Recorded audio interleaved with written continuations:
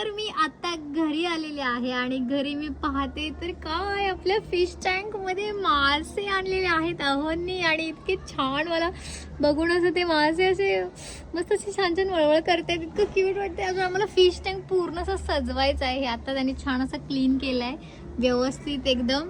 आणि अंडी पण आणलेत म्हणे. हे अंडी आहेत फिशचे, हे ना, ही वरची आहेत ते अंडीच आहे, जेणेकरून अजून फिश मिळतील आपल्याला आणि अजून फार. हा हा आणि आम्ही ना कासव पण आणणार आहेत लवकरच. आणि प्लस हा माशांचा प्रकार कोणता आहे सांगितलं तुम्ही? कासवाची अंडी आहेत. हा काय बेडूक. तर हे बघा तुम्हाला इथून दिसतंय का? तर हे बघा, वाव काय क्यूट वाटतंय यार. तुम्ही हे पण आणले का? किती छान वाटतंय. हे बघा. ए हा कोणता फिश आहे? हा मोठाच आहे, कसा वेगळाच दिसतोय तो. तो हा फिश आहे ना, क्लीन करतो सगळं पूर्ण. ह्या माशांची जे काही घाण असेल ते तो खातो, शेवाळ वगैरे खातो.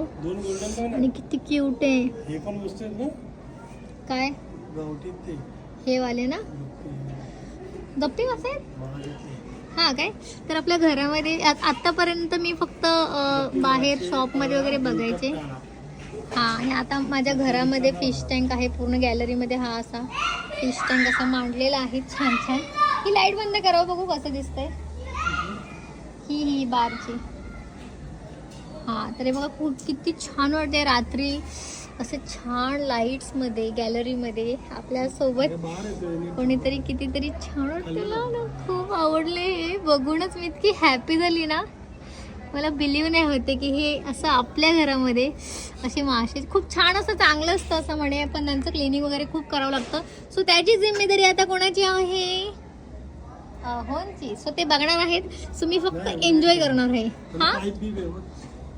हा तर त्याचं सगळं डिपार्टमेंट आपल्या अहोंकडेच आहे. आपण फक्त पहिला. मस्त आहे ना. कोणता आहे अजून? तिकडे पण एका फिश आहेत. चिपकवलेले मासे आहेत. इकडे पण आहे. हा काय. हे मासे हलतच नाहीत, हे बघा. अजून आपल्याला ना ह्याच्यामध्ये वाळू टाकूयात आणि अजून छान छान असं नॅचरली असं जे खरं वाटतं ना तसं वाला एक असं ना दगड गोटे टाईप मध्ये ते टाकूयात. ठीक आहे.